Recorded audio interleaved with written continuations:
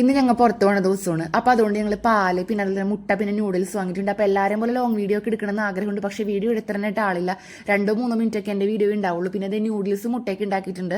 അപ്പോൾ മുട്ട പുഴുങ്ങിയതാണ്. വേറെ ഒന്നുമല്ല, ഹൈസിന് ഫുഡ് കണ്ടിട്ടുണ്ടെങ്കിൽ അത് ചൂടാറാനുള്ള സാവകാശം പോലും ഹൈസിൻ കാണിക്കൂല. അപ്പം തന്നെ അവന് കഴിക്കണം. ഇത് ഇത്താത്തയുടെ മോനുണ്ട്. പിന്നെ ബാക്കിൽ കാണുന്ന കസേരയുള്ളത് ശ്രദ്ധിക്കേണ്ടത്, മഴക്കാലം ആയതുകൊണ്ട് ഉണങ്ങാത്ത തുണികളൊക്കെ കസേരയിൽ ഇട്ടതാണ്. അപ്പോൾ അതാരും ശ്രദ്ധിക്കേണ്ട.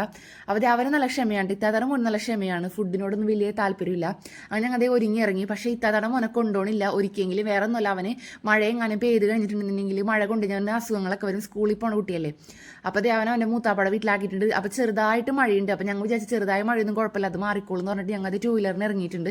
മഴ അപ്പം തന്നെ മാറുകയും ചെയ്തു. അപ്പം തന്നെ വെയിലാവുകയും ചെയ്ത്.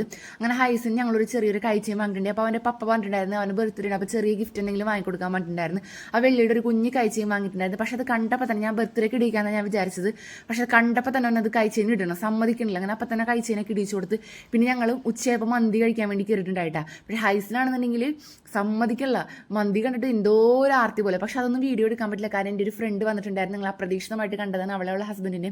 അങ്ങനെ മന്തിയുടെ കാര്യമൊക്കെ അപ്പം മറന്നുപോയി. അങ്ങനെ ഒരുപാട് നേരം അവളെ കണ്ട് സംസാരിച്ച് ചിരിച്ചു. പിന്നെ വൈകുന്നേരം ആയപ്പോൾ എനിക്ക് ഉറങ്ങി കഴിഞ്ഞിട്ട് സമയത്ത് എനിക്ക് വൈകുന്നേരം ആയപ്പോൾ വിശന്നൊരു 6 മണിയൊക്കെ ആയപ്പോഴും അപ്പോൾ ഞാൻ ചോറും കറിയൊക്കെ എടുത്ത് ഞാൻ കഴിച്ചിട്ടുണ്ടായിരുന്നു.